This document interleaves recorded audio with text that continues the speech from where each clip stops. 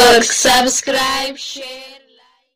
gabaasni jira buutuu gabaasa kanaan kattaamti siif dhiyeessina. Muummee ministeera Abiy Ahmed fi Tippelleef jidduu garaagartee hin jiru kan ilaalcha siyaasaatii jedhu hayyuu seeraa fi siyaasaa Dr. Awwaloo Aloo. Mootummaa federaalaa fi naannoo Tigraay muddama ji'oota hedduun booda waraana seenaniiru dhaabbilee fi hooggantoonni garaagaraa rakkinicha haala nagaa ta'een akka furamu waamicha dhiyeessaa jiru. Biyya UK Yuunivarsiitii Kiiliitti barsiisaa fi xiinxalaa wal dhabdee siyaasaa gaanfa Afrikaa kan ta'e Awwal Gameessaa Aloo. Wal dhabdeen ijoo qaamota lamaan ilaalcha siyaasaatii jedhu Awwal wal dhabdeen qaamolee lamaan jidduu jiru ammallee yoo furame malee rakkoo kana caalu dhufuu danda'a jedhu. Akkuma Finfinnee fi Maqalee Asmaraanis miseensa lolaa kanaa ta'uu malti xiinxala jedhus qaba. Turtii bal'aa BBC Afaan Oromoo waliin taasise akka armaan gaditti cuunfinee kan isiniif dhiyeessinu ta'a. Wal dhabdeen mootummaa federaalaa fi muummee ministeera Abiyyiin gaggeessuuf naannoo Tigraay Tippelleef hin gaggeeffamu jidduu jiru kan turedha. Wanti akkan ammoo yeroo hin furamne gara hin taanetti qajeeluu akka danda'u ifa ture. Waraanni dhufuu akka danda'u namoonni hedduun tilmaamaniiru. Wanta hin eeggamne miti tarii yeroo kanatti dhufuu danda'a jedhee kan eegaa hin jirre ta'e Tippelleef mootummaa federaalaa. Furmaanni filannoo gaggeessuu kanaanis walitti dhufeenya Tippelleef waliin hammaataa dhufe. Gama Tippelleefiin bulchiinsi mootummaa muummee ministeera Abiy Ahmed irratti dhiibbaa guddaa uumuu kan danda'amu turtii aangoo mootummaa federaalaa yeroo dhumetti amantaa jedhu jira fakkaata. Lamaanuu ejjennoo isaaniirraa duubatti akka hin jenne akkasumas marii fi fedhii akka hin qabne mallattoo agarsiisaa turan. Kanaanis lolli sodaatamaa salphaatti tasgabbaa'uu hin dandeenyetti akka qajeelu ifa ture. Wanti ilaalamuu qabnu garaagarummaa siyaasaa isaanii jidduu jiru maali kan jedhu wanta ijoo garaagarummaa mootummaa Abiy fi Tippelleef jidduu jiru. Ilaalcha siyaasaa hooggansa siyaasaati. Kanaanis Itoophiyaa fuulduratti biyya akkamii ta'uu qabdii bulchiinsa mootummaa maaliin hoogganamuu qaba kan jedhu irratti garaagarummaa ijootii jira. Kanaan alas Tippelleef aangoo irraa ka'uu hordofee muummee ministeera Abiy aangoo isaanii cimsachuuf Tippelleef dhiibu wantoota bara Tippelleef dalagamaniis Tippelleef balleessuu hojjetamaa ture. Keessumaa adaawaa diiguuf paartii badhaadhina hundeessu wal qabatee wantoota hojjetaman garaagartee ilaalcha siyaasaa akka jiran kan agarsiisanidha. Kanaaf lolli kun garaagarummaa ilaalcha hooggansa siyaasaa irratti kan hundaa'e waan ta'eef yeroo gabaabaatti qabbanaa'uu hin danda'u. Salphaattis qaamni moo'u kan jiraatu natti hin fakkaatu jaa. Tiwutarii imbaasiiwwan US fi UK muummee ministeera Abiy Ahmed yeroo hedduu yeroo dubbatan ejjennoo ilaalcha siyaasaa baay'ee ifatee qabu. Yeroo biraammoo ilaalcha siyaasaa ifatee hin qaban. Bakka adda addaatti siyaasaa isaaniif akka tolu wantoota garaagaraa dubbatu. Namoota ilaalcha siyaasaa tokkummaa qaban biroo yoo dubbatan afaan isaaniitiin dubbatu. Kan yeroo dubbisan kan bira yeroo dubbatan waan dalagan waan dubbatanii fi tarkaanfii dhaabbattii isaanii fudhatu. Fakkeenya kan paartii badhaadhinaa ifaadha. Muummee ministeera Abiy ifatti pirojektii federaalaa yookiin wantoota federaalizimii irratti bu'uureeffate wantoota raawwachiisuu barbaadu nama deeggaranidha jedhanii yaaduun danda'a. Paartiin badhaadhinaa caasaa federaalaa biyyattii keessa jiru akkasumas ilaalcha kaanii fudhatuu miti hojii isaaniirraa ifatti hubachuun kan danda'amudha.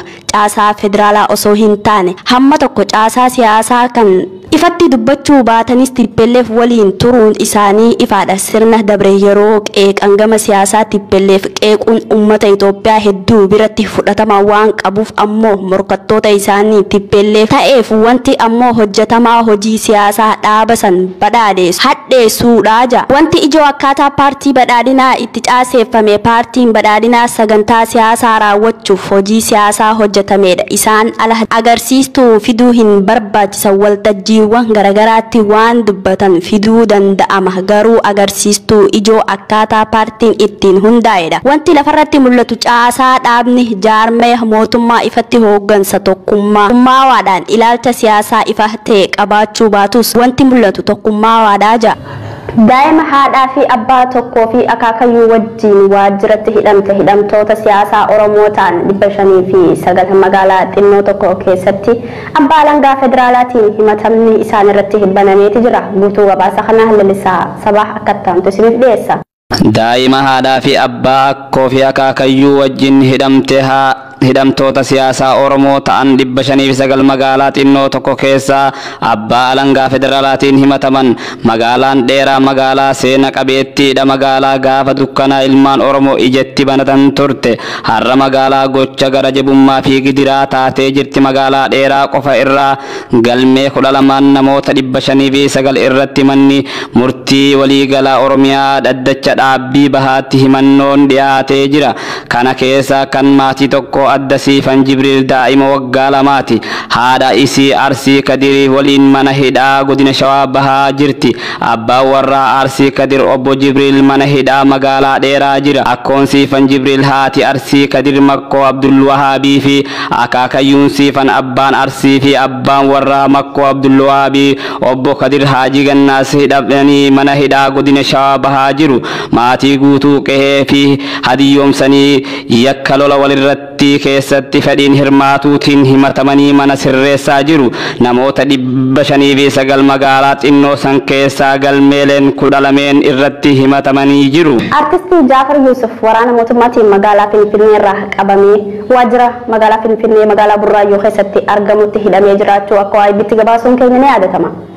Mana hidhaa kana keessatti dararaa yeroodhaan irra gahaa jiruun Jaafar Yusuf ammallee kee dhaabbachuu kan hin dandeenye fi haalli fayyaa isaa lubbuu isaatiif yaaddeessaa ta'uu maddeen keenya nuuf gabaasaniiti jiran. Guutuu gabaasa kana lalisaa sabaa akka ta'amtu isiniif dhiyeessa. Wallisaa Jaafar Yusuf waajjira poolisii bulchiinsa magaalaa Burrayyuutti hidhamee jiru yoo ta'u reebicha isarratti raawwatamee ol jedhee dubbachuullee akka hin dandeenye beekameeti jira. Wallisaan Jaafar Yusuf walleewwan warraaqsaa Oromoo adda addaa hojjechuun kan beekamu yoo ta'u jijjiirama bara 2018 booda qabsaa'ota gara Oromiyaatti deebi'an keessatti argama. Wallisaan kun erga gara biyyaatti deebi'ee marsaa 5 oliif kan hidhaman yoo ta'u ajjecha artistii Hacaaluu Hundeessaa booda marsaa 2ffaa hidhamuu beekamaadha. Akka maddi keenya gabaasanitti Jaafar Yusuf yeroo ammaa kana reebicha poolisii humna addaa Oromiyaatiin isarratti raawwatameen hidhama hedduuf saaxilamee jira. Miilli isaa cabuudhaan ol jedhee dubbachuu kan hin dandeenye yoo ta'u waldhaansa argachuufillee hayyama dhabee jira jedhan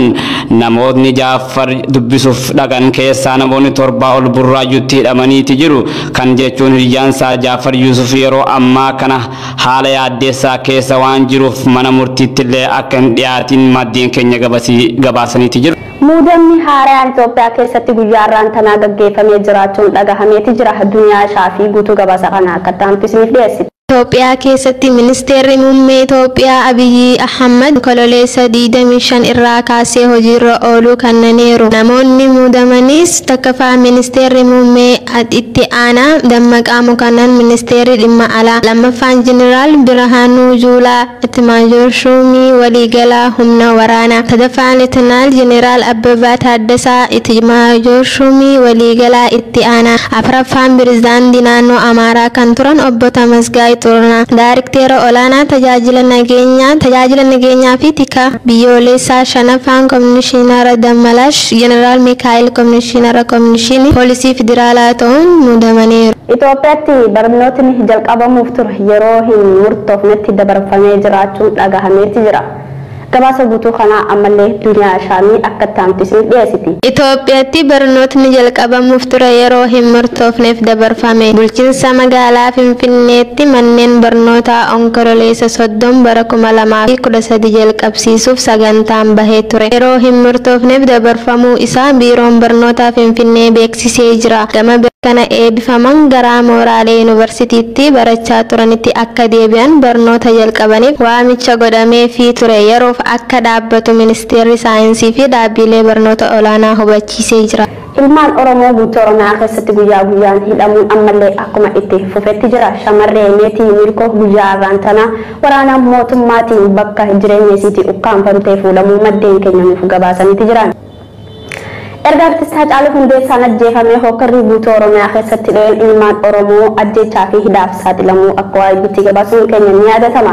Namoota yeroo san qabamanii hidhaman keessaa Obsaa Abdiisaatis nama tokkodha. Obsaa Abdiisaa yeroo ammaan tana mana hidhaa keessatti badii takkaan malee dararaa harkutti kan jiru ta'uu maatiin isaa dubbataniiti jiran. Guutuu gabaasa kanaatiif akka ta'amte isiniif dhiyeessina. Erga artist Haacaaluu Hundeessaa ajjeefameen hookarri hin guutuu Oromiyaa keessatti dho'een ilmaan Oromoo hedduun ajjeechaa fi hidhaadhaaf saaxilamaa jiraachuun isaanii akka waayibbitti gabaasuun keenya ni yaadatama.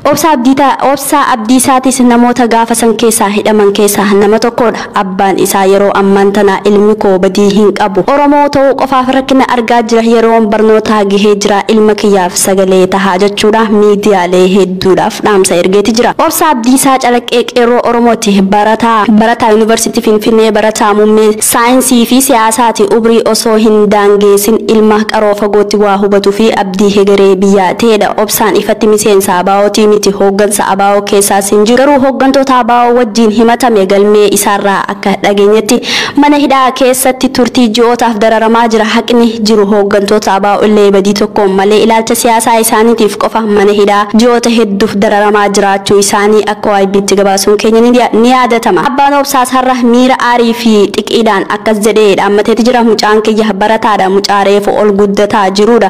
Waan ta'eef sabboonummaa qabuuf akkuma nama kamuu waan saba isaa dubbata. Kanaan alatti yakkaa miti yakki inni hojjete kolleen hin jiru. Oromoo ta'uu malee mucaan koo hamileet isaa miidhamaa jira. Yeroo ammaan tana mana hidhaa keessatti mana murtiitti mirga wabii eegee fi gadhiisuu didan yeroo barnootaa gaheeti jira. Ilmi kiyya bahee barachuu akka qabu ilmaan Oromoo mana hidhaa keessa jiran hundinuu yeroo barnootaa gahee waan jiruuf ilma kiyya dabalatee yeroo ammaatti akka mana hidhaarraa bahan sagalee taa'afi jechuudhaan dubbate. Kalagaa daawwattootaa fi kabajamtoota keenya oduun kanaan dura isin dhageessisuu turre oduu biyya keessaati. Oduu gara biyya alaatti isin dabarsina. Joo Baayiden Pirezidaantii Ameerikaa marsaa 46ffaa ta'uudhaaf muudameeti jira. Guutuu gabaasa kanaatiif Mahammad Abdusalaam akkataatti isin dhiyeessa. Joo Baayiden pirezidaantummaa Ameerikaa injifatan. Joo Baayiden filannoo guyyaa geggeeffame adeemsifame lakkoofsa sagalee hanga har'aatti taasifamaa tureen Doonaald Tiraamp mo'achuun pirezidaantii Ameerikaa itti aanu ta'uuf filaman. Joo Baayiden isteetiiwwan dorgommii cimaan keessatti adeemaa ture keessaa Peensilvaaniyaatti mo'achuun sagalee mo'ichaaf isa barbaachisu 270 ol darbuun Waayit Haawus galuuf mo'ichasaa mirkanaa'ee jira. Duula gaggeessaan Tiraampii kaadhimamaan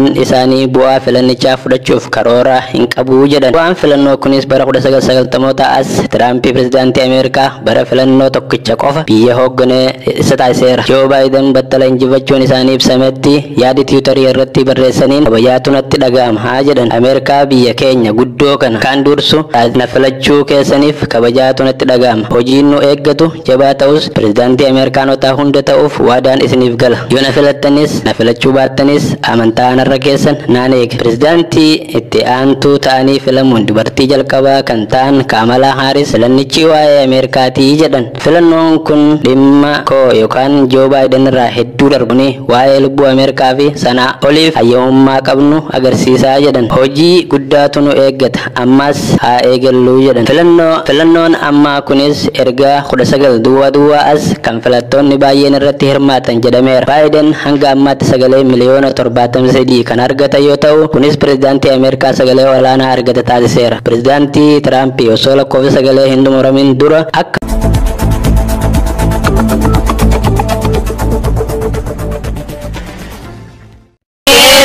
Media Network subscribe share